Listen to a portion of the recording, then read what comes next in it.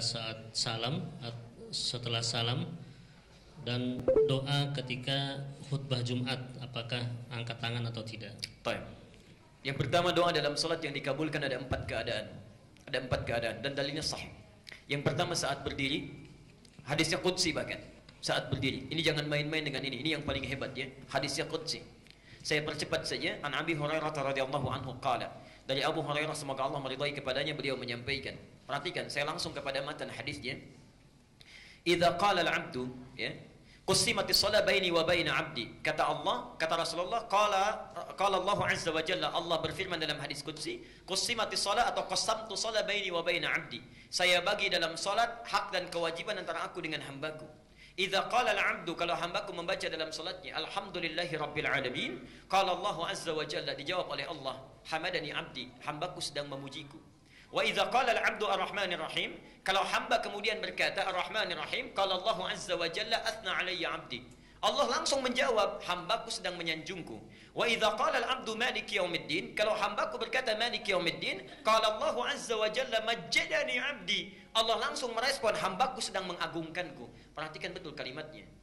Kalimat yang pertama ini kata para ulama memberikan kesan, kalau kita sedang baca Al-Fatihah dalam salat sedang berdiri, rasakan kita sedang berdialog dengan Allah, bukan bacaan biasa. Karena itu turun hadis di Muslim nomor 97, yang di Arba'in nomor kedua posisinya. Ada ihsan, masjidnya Al-Ihsan. An ta'budallaha ka'annaka tarahu fa illam takun tarahu fa innahu. Jadi kalau kita sedang beribadah kepada Allah, rasakan seakan-akan bersama Allah, berdialog. Kalau kita tak mampu menatapnya, yakinkan saat beribadah Allah mengawasi kita. Itu ada jawaban. Yang paling hebat, perhatikan. Wa idza qala al-'abdu, ini poinnya. Kalau hamba sedang berkata iyyaka na'budu, perhatikan rumusnya ya. Wa iyyaka nasta'in. Ya Allah, kami jadikan aktivitas kami sebelum salat sebagai ibadah kepadamu. Jadi sebelum salat itu nanti antum zuhur salat ya. Sekarang niatkan ibadah, nanti makan niatkan ibadah, minum ibadah, pulang ibadah. Kalau ada hamba yang seperti itu, wa iyyaka nasta'in, dan sekarang kami punya permohonan, hanya kami mohonkan kepadamu. Kenapa kalimat iyyaka nasta'in ini muncul? Karena ini perintah di Quran saat dalam fikih salat, Al-Baqarah 45. Perhatikan, bagi orang-orang yang punya persoalan sebelum salat, wasta'inu bis-sabri was-salat. Kenapa kita dipanggil oleh Allah lewat salat? Itu bukan hanya tuntutan fikih semata. Allah sebetulnya ingin menyelesaikan segala persoalan yang kita bawa sebelum menghadap kepadanya. Seakan-akan ketika mengatakan hayya 'ala shalah, di salat punya masalah apa? Punya problem apa? Punya kesulitan apa yang akan diselesaikan? Ya. Karena itu dalam panggilan adzan setelah hayya 'ala shalah apa? Hayya 'alal falah. Kalau orang salat pasti bahagia karena masalahnya selesai. Karena itulah ketika kita mengucapkan iyyaka na'budu ya Allah, adabnya, saya sudah beribadah kepadamu, sekarang punya permohonan, hanya kepadamu saya panjatkan. Apa jawabnya? Hadza baini wa baina 'abdi. Inilah komitmen antara aku dengan hambaku. Wali 'abdi, perhatikan kalimatnya. Wali 'abdi, dan untuk hambaku yang telah menjadikan aktivitasnya sebagai ibadah itu, masa'ala, apapun yang engkau minta saat ini aku akan berikan. Aku akan berikan. Dan itu sudah dipraktekkan oleh Nabi Zakaria sejak muncul perintah solat di awal-awal. Jadi solat itu bukan hanya pada Nabi Muhammad, Nabi Isa solat, Nabi Musa solat, Nabi Zakaria solat, tapi caranya tidak sama dengan kita. Perhatikan hebatnya cara Allah mengabulkan doa. Saya mau tanya, kalau suami istri sudah menikah puluhan tahun belum punya keturunan, suaminya sudah divonis sepuh, istrinya divonis monofos dan mandul, secara medis mungkin tidak punya anak. Secara medis mustahil punya anak. Nabi Zakaria bangun, masuk ke mihrabnya. Ali Imran surah 3 ayat ke-38 dan 39. Perhatikan, dalam solatnya berdiri itu meminta kepada Allah. Hunalika da'a Zakaria rabbah. Di mihrabnya Zakaria bermohon kepada Tuhannya. Apa doanya?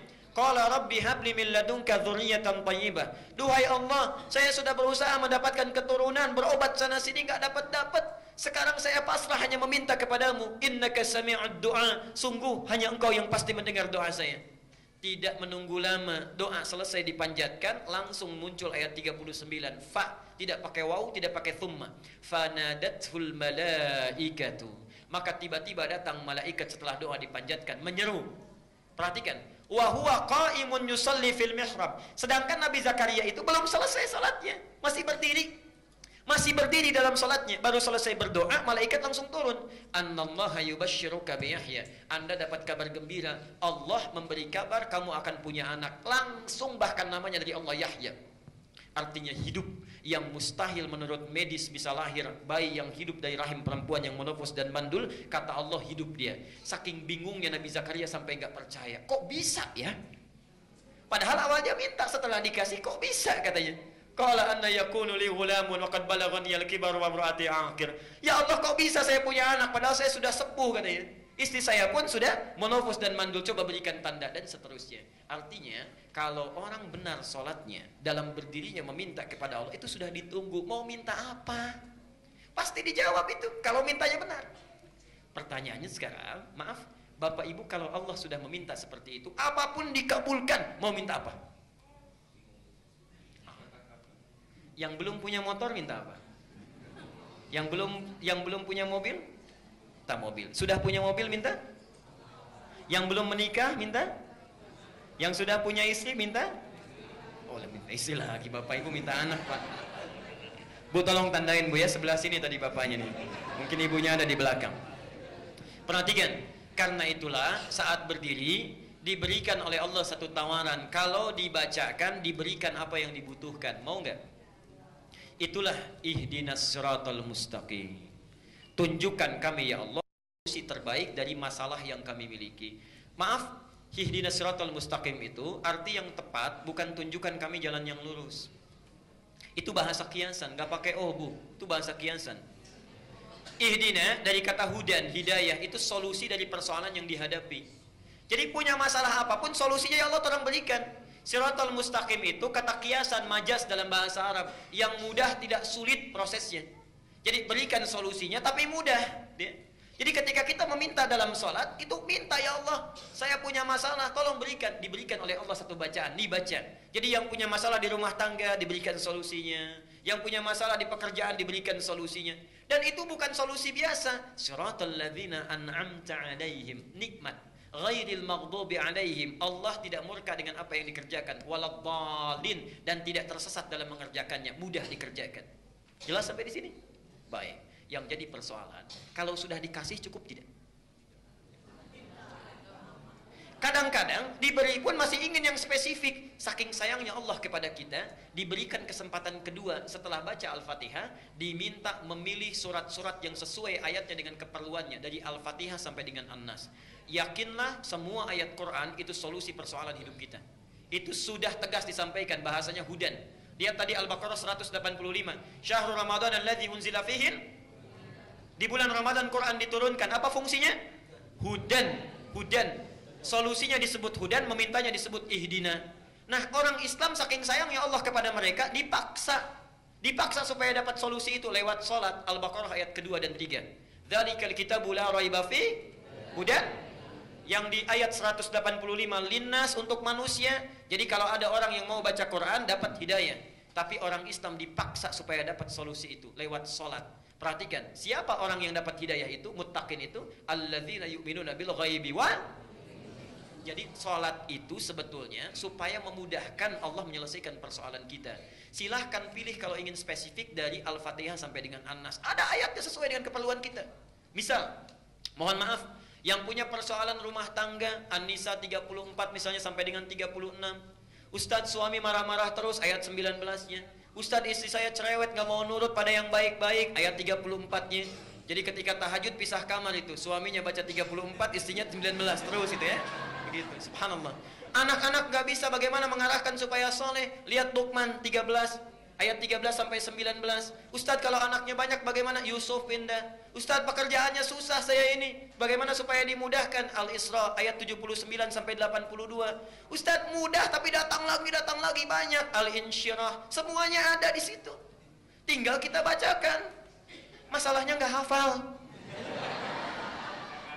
Jadi dari subuh sampai isya yang dibaca itu lagi. An-Nas lagi. Pantas mimpinya ketemu jin terus, itu yang dibaca. Yang jadi persoalannya. Jadi pertama saat berdiri itu caranya. Jadi kalau ibu bertanya atau bapak bertanya dari kertas tadi, artinya siap menghafalkan ayat Quran. Hadir malam Jumat, nanti kita berikan gambarannya. Yang kedua saat rukuk, Tapi dalam ruku nggak boleh baca ayat Quran, ya. Cukup mintakan. Baca doa yang sunnah dulu, bisa pilih banyak doanya. Subhanakallahumma bihamdika Allahumma ighfirli, atau subhana rabbiyal azim, atau subhana rabbiyal azim wa bihamdi, dan sebagainya banyak. Silakan setelah itu mintakan dalam hati kita, atau membaca doa yang seperti Nabi contohkan. Silakan buka buku sifat salat Nabi, banyak di situ doanya, ya. Yang karya Ibnu Qayyim Al-Jauziyah, yang karya Syekh Muhammad Nasiruddin Al-Albani, yang karya Syekh Sya'rawi, banyak buku sifat salat Nabi, ada penuntun di situ. Yang ketiga, saat sujud, ini yang paling utama. Perhatikan hadis Ibnu Abbas. Innama aqrabul 'abdi min rabbih wa huwa sajidun fa aktsirud du'a. Tidak ada keadaan paling dekat antara hamba dengan Tuhannya kecuali saat sujud. Karena itu perbanyak doa saat sujud. Bukan hanya sujud yang terakhir, tapi dalam setiap sujud, ya. Kenapa disebutkan sujud yang terakhir? Ini sebetulnya ada pesan penting di situ. Maaf, sekaligus saya sempurnakan. Nabi itu rindunya tertumpahkan dengan Allah dalam dua keadaan. Satu, saat datang wahyu. Jadi kalau wahyu datang, senangnya luar biasa, lepas rindu dengan Allah itu. Pernah wahyu tidak turun 6 bulan berturut-turut, sampai bingung luar biasa, gelisah, sampai kadang-kadang naik ke bukit mau turun lagi. Kata orang kafir Quraisy itu, Muhammad sudah gila tuh, ditinggalkan oleh Tuhannya. Tiba-tiba turun 2 surat sekaligus, Ad-Duha dengan Al-Insyirah. Wad-Duha, hei Muhammad, demi waktu duha yang menjamin engkau bahagia dalam kehidupan. Wal-laili idza saja, ataupun saat keadaanmu seperti gelap gulita, seperti malam yang dikelilingi oleh kegelapan. Ma wadda'aka rabbuka wa ma qala. Yakinkan dalam keadaan suka dan duka Tuhanmu tidak pernah meninggalkanmu, atau engkau dikatakan sebagai orang yang gila, dan seterusnya. Turun wahyu, senang lagi Nabi. Atau yang kedua, saat sedang sholat. Di saat sholat itu subhanallah, sudah rindunya dengan Allah itu tertumpahkan saat itu. Karena itu Nabi, jangankan yang wajib, yang sunnah itu kakinya bisa sampai bengkak-bengkak. Saking nikmatnya melakukan pertemuan dengan Allah, saking nikmatnya. Pernah dengar hadis Nabi saat tahajud kakinya sampai bengkak? Itu baru rakaat pertama, Bu. Rakaat pertama, Aisyah sampai nangis-nangis itu melihat itu, ya. Rakaat pertama, padahal yang dibaca Pak cuma 3 surat itu, Al-Baqarah, Ali Imran, An-Nisa. Itu Rasulullah. Subhanallah. Sunnahnya itu salat kusufnya juga banyak. Saya pernah di satu tempat itu saat salat gerhana, salat kusuf. Sebelum dimulai salat, saya maju ke depan, saya sampaikan, Bapak dan Ibu sekalian, apakah kita akan sholat sesuai sunnah Nabi atau mirip-mirip Nabi? Kompak. Sesuai sunnah Nabi, Pak. Baik, saya bilang. Saya teruskan lagi. Kalau sesuai sunnah Nabi, karena sholat kusuf itu 2 rukuk 2 sujud, akan 4 kali baca surat, maka insya Allah surat pertama saya baca Al-Baqarah, kedua Ali Imran, ketiga An-Nisa, keempat Al-Maidah. Mirip-mirip sunnah Nabi, Pak. Ada lain tuh, ya. Itu Nabi. Jadi jangankan yang wajib, yang sunnahnya pun dikerjakan dengan luar biasa. Subhanallah. Para ibu sekalian, apa yang terjadi? Karena itulah dalam sujud yang terakhirnya, kenapa lebih panjang? Karena sulit lagi menantikan pertemuan dengan Allah, walaupun waktu yang ditunggu cukup singkat. Kalau orang sedang dirundung cinta, rindunya luar biasa, menunggu 5 menit saja bagaikan 5 hari. Karena itulah di sujud yang terakhir itu panjang. Kalau orang khusyuk sholatnya, merasakan kenikmatan dengan Allah, itu subhanallah, setiap sujud itu walaupun yang dibaca cuma 1 kalimat, panjangnya luar biasa.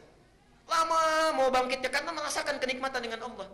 Jadi kalau antum terbalik keadaannya, sujud terakhir justru ingin cepat-cepat misalnya, nah berarti ada kekurang khusyuan di situ yang dirasakan dalam hal yang tidak wajar. Yang terakhir, sesaat sebelum salam.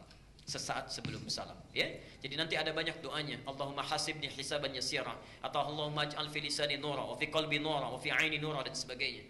Silahkan pilih di antara 4 keadaan itu. Kalau yang saat berdiri belum terpanjatkan, minta saat rukuk. Saat rukuk belum terpanjatkan, minta saat sujud. Saat sujud belum dimintakan, minta sebelum salam. Kalau 4 kali diberi kesempatan belum meminta juga, berapa kali mesti diberikan kesempatannya? Saya kira waktu kita sudah habis, ini mau selesai. Barangkali masih ada beberapa pertanyaan yang belum dibacakan. Insya Allah nanti lain